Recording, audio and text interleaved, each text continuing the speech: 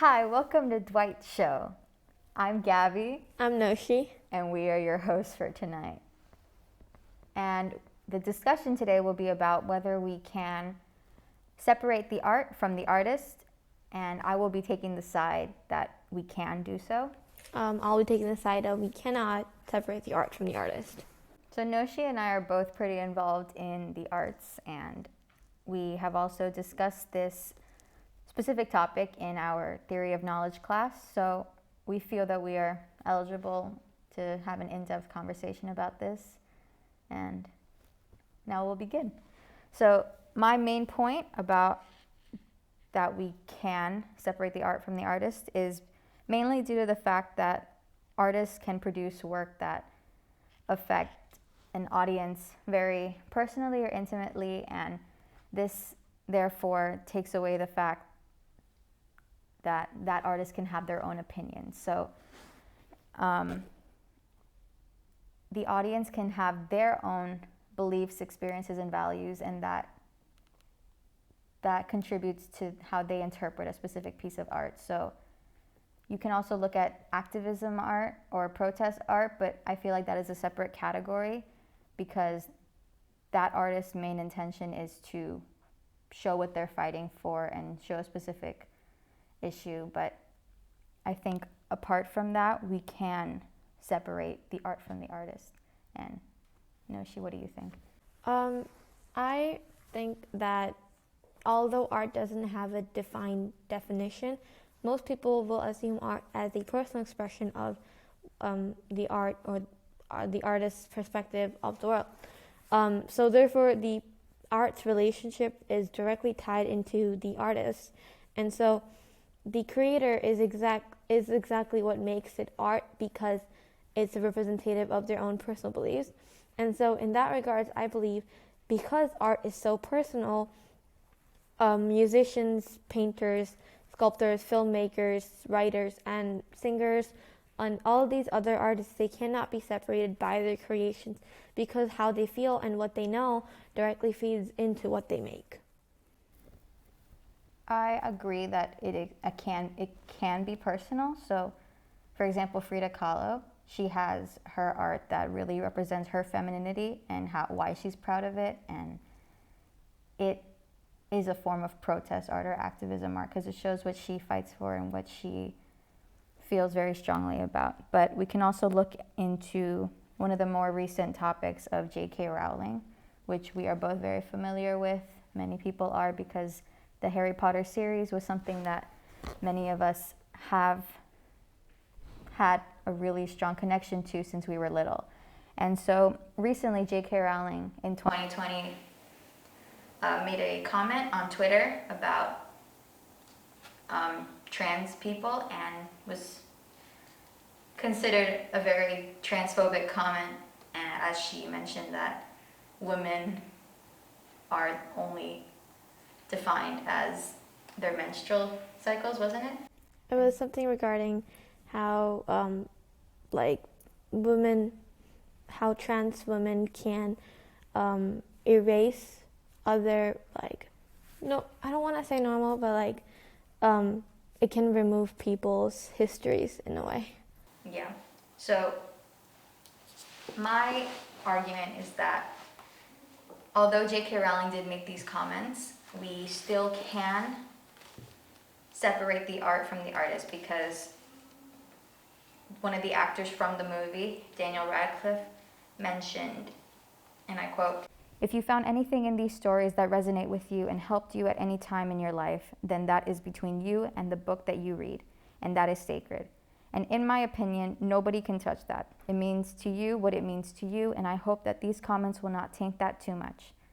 So I think that this quote really represents what my argument is about, because since it is a very personal connection between the audience and the piece of art itself, you don't necessarily need that artist's opinion to really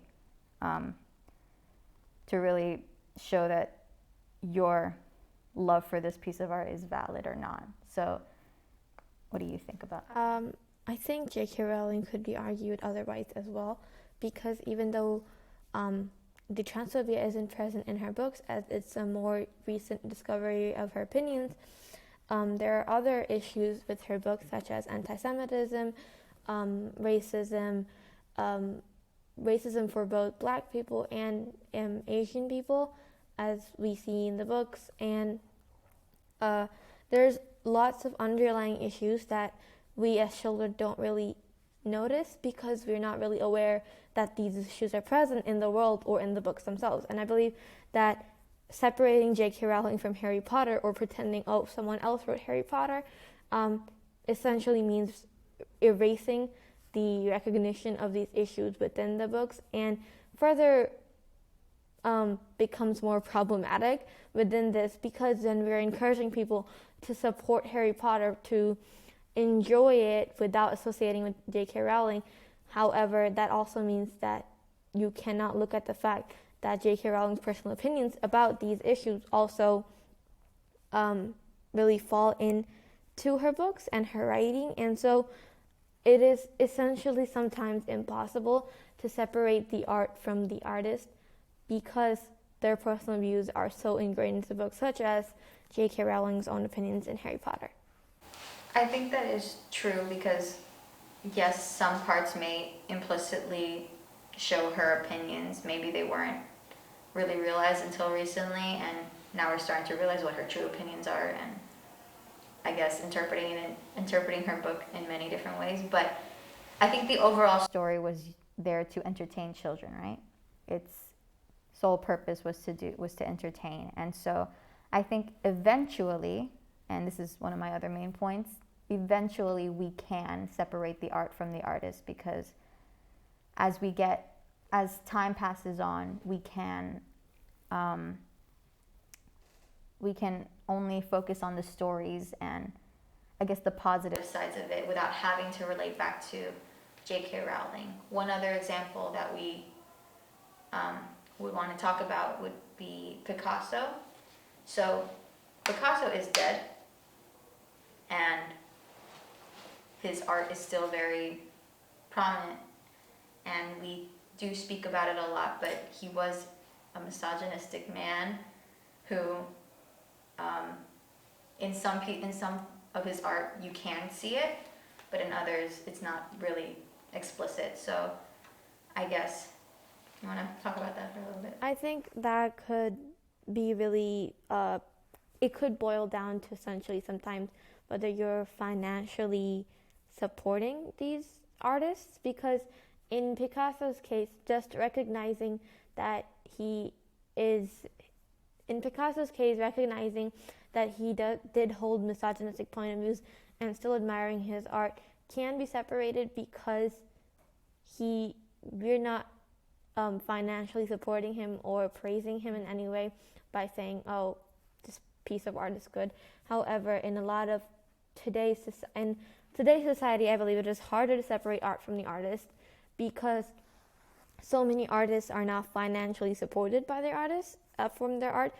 J.K. Rowling being one example, or movie makers such as Harvey Weinstein, singers like John Lennon, and even though some of them may be dead, a lot of times either their families are being funded by this, or they are still alive and well, and any purchase of their art, like a book, a piece of painting, anything related that is directly associated to them, will fund them and profit them. And so in that context, even though in your mind you've separated them physically, it's impossible, because if you go purchase a Harry Potter book, the money goes to J.K. Rowling, no one else. You aren't supporting anyone who's trans. You're supporting J.K. Rowling, a transphobe.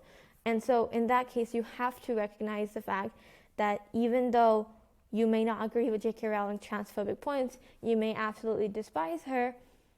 By buying books and by buying Harry Potter merch, you're directly funding her and her opinion, and still giving her a platform to work on. And in that regards, I think it's really, really important to look at whether you're financially funding an artist, and whether, even though it can be mentally possible, is it physically possible to disassociate them with their art. I think we should definitely talk about the financial aspect of it, but I just want to quickly go back to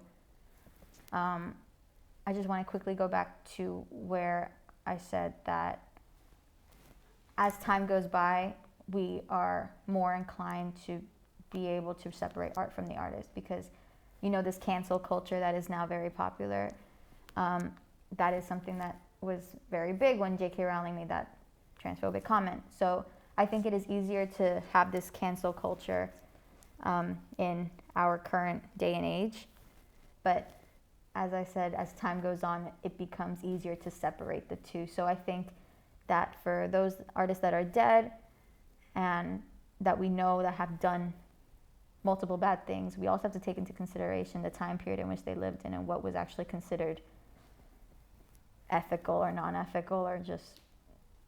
Yeah, I'd definitely say that I agree that there are certain exceptions to when you can and cannot separate the art. But eventually, I mean, technically, since one of our exceptions is that the dead artist is easier to disassociate with the artist, essentially the argument that in time you can disassociate them would be the same as that one. So one of the exceptions would definitely be time as a whole, and when we learn to, as a society, move past these concepts. And so in that regards, I do agree that there are certain exceptions that you can make when you can and cannot. And one of the cannots will be, I think, a leading factor is financially supporting these artists and going to watch their movies, going to their plays, and in any way that you can, supporting them monetarily will obviously mean that you're supporting them and their lifestyle. And so as a whole, I think that if people choose to recognize these exceptions and these conditions under which they can support their favorite artists or favorite pieces of work, we can live in a society where we can admire art, enjoy art, without associating it to the artists, but also understanding that these pieces of work can be problematic and that these artists need to be held accountable if we can hold them accountable. You're right. So I think that, now we'll discuss what our overall opinion is going to be.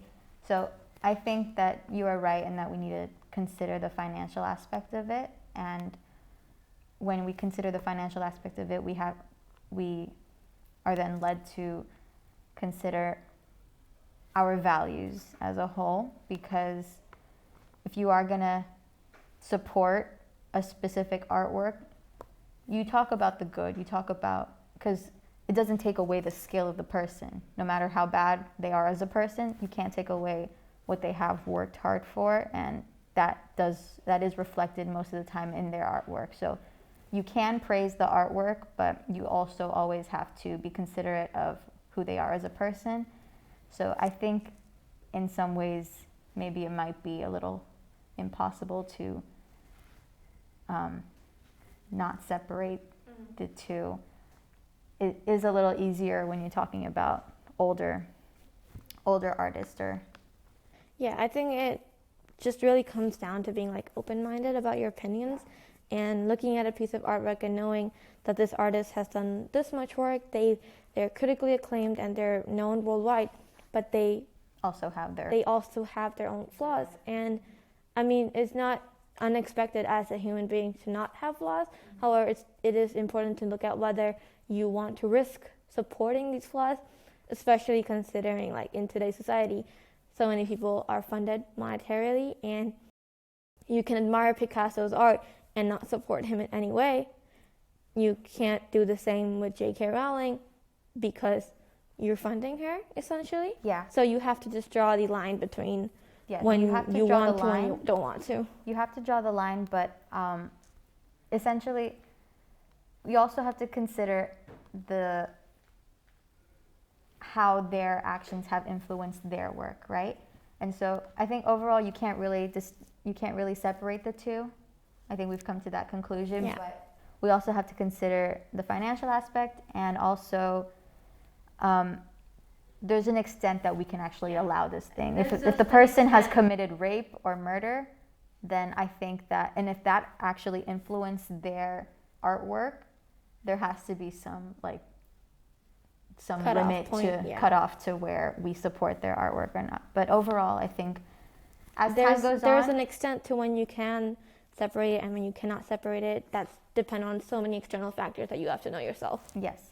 So I think overall we come to the conclusion that with time, the two can be separated, depending on the extent to which, how bad their decisions were outside of their artwork. But other than that, in the current society, I think we just need to be aware. We have to have our values in place and know what's good, what's bad, and what we ourselves accept in their artwork and for them as a human. But I don't think this can let us take away the skill in their work. So I think overall we cannot